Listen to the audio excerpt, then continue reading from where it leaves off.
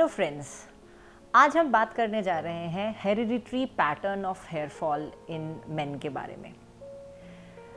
हम लोग अक्सर देखते हैं कि हमारे पापा, हमारे नाना, हमारे दादा, हमारे चाचा कोई ना कोई गंजे हैं और हमें काफ़ी ज़्यादा टेंशन होती है, स्पेशली लड़कों की, कहीं हम भी उस तरह से गंजे ना हो जाए। 20 साल की उम्र के काफ़ी लड़के आते हैं मेरे पास और उनको थोड़ा थोड़ा गंजापन स्टार्ट होता है और काफ़ी घबरा जाते हैं कि अभी तो मेरी शादी भी नहीं हुई, अब मैं क्या करूं, मेरे बाल अभी से झड़ने लग गए। मेरे दादाजी के बाल तो 60 में झड़े थे और मेरे पापा के तो 40 के बाद झड़े थे, मैं अभी से क्यों गंजा हो रहा। मेरा नाम डॉक्टर स्मृति नासवा सिंह है। मैं कंसल्टेंट डर्मेटोलॉजिस्ट हूँ फोर्टिस हॉस्पिटल मुलुंड, मुंबई में। Hereditary pattern of hair fall होता क्या है? अगर आपने नोट किया होगा तो लड़कों की प्यूबर्टी के बाद, टीनेजर में अराउंड 19-20 साल की उम्र के बाद यहाँ से बाल पीछे जाने शुरू हो जाते हैं, जिसको हम लोग टेम्पोरल रिसेशन कहते हैं। कुछ लोगों के यहाँ से कम होने लग जाते हैं, कुछ के यहाँ से कम हो जाते हैं। धीरे धीरे करके ये पीछे जाता है, ये पीछे जाता है और ये पूरा का पूरा एरिया खाली हो जाता है। रह जाते हैं तो यहाँ के बाल। ये जो एक बाल है इसको एक हॉर्सशू शेप एरिया कहते हैं, जिसे हम लोग परमानेंट हेयर जोन कहते हैं। असलियत में ये एक जेनेटिक प्रॉब्लम है। जेनेटिक मतलब हेरिडिटरी। अब हेरिडिटरी में आप इसको मम्मी के साइड से और पापा की साइड से, दोनों साइड से ले सकते हैं। ज़रूरी नहीं है कि सिर्फ अगर पापा गंजे हैं तो ही आप गंजे होंगे। और एक और इंटरेस्टिंग चीज़ है, ये कई बारी 3 जनरेशन स्किप कर जाता है। तो अगर आपके परदादा के किसी रिलेटिव को, भाई को भी गंजापन है और उसके बाद के तीनों जनरेशन स्किप हो गए, तो भी शायद आपको ये वाली चीज़ मैनिफेस्ट कर सकती है। जो हमारी जीन होती है वो बालों में एक रिसेप्टर होता है, उस पर अटैक करती है और वो बाल गिर जाते हैं। लेकिन ये जो रिसेप्टर्स हैं वो इस परमानेंट हेयर जोन में नहीं होते, इसीलिए ये वाले बाल किसी के भी कभी भी नहीं गिरते। तो ये तो होता है hereditary pattern of hair fall. कुछ लोगों के पीछे से बाल झड़ रहे होते हैं तो वो बहुत जल्दी गंजे नहीं दिखते, क्योंकि हम लोग एक इंसान को सामने से देखते हैं। कुछ लोगों के अनफॉर्चुनेटली आगे से जल्दी निकल जाते हैं। अगर आपका माथा चौड़ा होने लग गया तो आप उम्र में ज़्यादा लगने लग जाते हैं। वो लोग ज़्यादा जल्दी हमारे पास पहुंचते हैं। इसके लिए एक इम्पॉर्टेंट चीज़ ये समझने के लिए है कि हमारे पास जो मेडिसिन्स और जो ट्रीटमेंट आती हैं, वो सारी ट्रीटमेंट्स जो हैं वो आपकी जेनेटिक्स को बदलेंगी नहीं।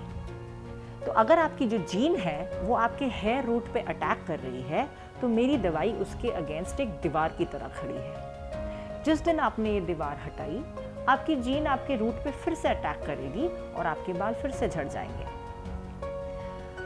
मार्केट में बहुत सारी मेडिसिन्स फेमस हैं कि आप ये कर लें, आप वो नुस्खा कर लें, आप ये ट्राई कर लें, ये सब चीज़ें काम कर जाएंगी। बट FDA अप्रूव्ड सिर्फ 2 दवाइयाँ हैं, एक लोशन है और एक गोली है, जो हम लोग प्रॉपर इन्वेस्टिगेशन के बाद और हमारे एक प्रॉपर SOP होता है जिस हिसाब से हम लोग पेशेंट सिलेक्शन करते हैं। लेडीज़ में कौन सा यूज़ कर सकते हैं, मेंस्ट्रुएटिंग लेडीज़ जो मेनोपॉजल नहीं हैं उनमें गोली यूज़ नहीं हो सकती। आपकी अगर फैमिली प्लानिंग पूरा नहीं हुआ है तो आप गोली यूज़ नहीं कर सकते हैं। ऐसे कुछ रेस्ट्रिक्शंस हैं, इसीलिए ये वाली गोली को आपको डॉक्टर से, डर्मेटोलॉजिस्ट से या प्लास्टिक सर्जन से पूछे बिना यूज़ नहीं करना चाहिए। जहाँ तक लोशन का सवाल है, वो वाला लोशन भी आपके दीवार की तरह खड़ा रहता है, राइट। ये जो लोशन है, कई बारी पहले 3 से 4 हफ्ते में बाल ज़्यादा झड़ना बढ़ता है, तो घबराना नहीं है। इसीलिए अगर आप मेरे से पूछें कि आप एक डॉक्टर के पास आएंगे तो हमें कितना दिन ट्रीटमेंट करना पड़ेगा, 3 से 6 महीने एक एक्सपेक्टेड टाइम फ्रेम है जिसमें हमें रिजल्ट्स दिखते हैं। उसका कारण ये है कि आपके बाल जो अभी झड़ने के फेज़ में आ रहे हैं और हमारा ट्रीटमेंट जब स्टार्ट होगा तो वो फॉलिंग हेयर आपके रेस्टिंग फेज़ में जाएंगे। रेस्टिंग फेज़ 3 महीने का होता है। 3 महीने के बाद वो ग्रो करने शुरू होते हैं और उनका growth rate 1 centimetre per month का होता है। तो वो और 3 महीने के बाद जाके 3 सेंटीमीटर लंबे होंगे, जितने लड़के अपने बाल लंबे करते हैं। 70% लोगों में जो ये मेडिसिन है वो अकेली ही काम कर जाती है। 30% लोगों में मेडिसिन या तो कम काम करती है या बिल्कुल काम नहीं करती। जिन लोगों में वो कम काम करती है उनमें हम लोग कुछ प्रोसीजर्स ऐड कर सकते हैं, जैसे कि माइक्रो नीडलिंग या डर्मा रोलर। जब हम लोग ये प्रोसीजर्स को आपके मेडिसिन के साथ लगाते हैं तो ज़्यादा बेहतर इफेक्ट आता है। दूसरा एक प्रोसीजर होता है जिसको PRP कहा जाता है, प्लेटलेट रिच प्लाज्मा थेरेपी, वो भी डर्मेटोलॉजिस्ट करते हैं। इन दोनों प्रोसीजर्स के बारे में डिटेल हम अगले वीडियो में आपको बताएंगे। ये वाले जो प्रोसीजर्स हैं ये हमारे मेडिसिन को काम करने में मदद करते हैं। कुछ और प्रतिशत लोग होते हैं उसी 30% में से जिनमें मेडिसिन बिल्कुल काम नहीं करते, जो हमें अगले 3 से 6 महीने में आइडिया लग जाता है। ऐसे में आपके पास ऑप्शन होता है हेयर ट्रांसप्लांट का। हेयर ट्रांसप्लांट प्लास्टिक सर्जन्स करते हैं और डर्मेटोलॉजिस्ट भी करते हैं जिन्होंने उस हिसाब से ट्रेनिंग ली है। हेयर ट्रांसप्लांट के बारे में भी हम आपको नेक्स्ट वीडियो में डिटेल्स में बताएंगे।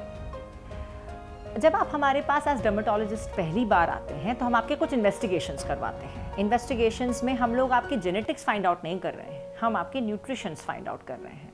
क्योंकि अगर आपका न्यूट्रिशन अच्छा नहीं है, मतलब आपका सॉइल अच्छा नहीं है, हम बड़ी मेहनत कर रहे हैं आपके बालों को उगाने के लिए, तो बाल एक बीज की तरह है।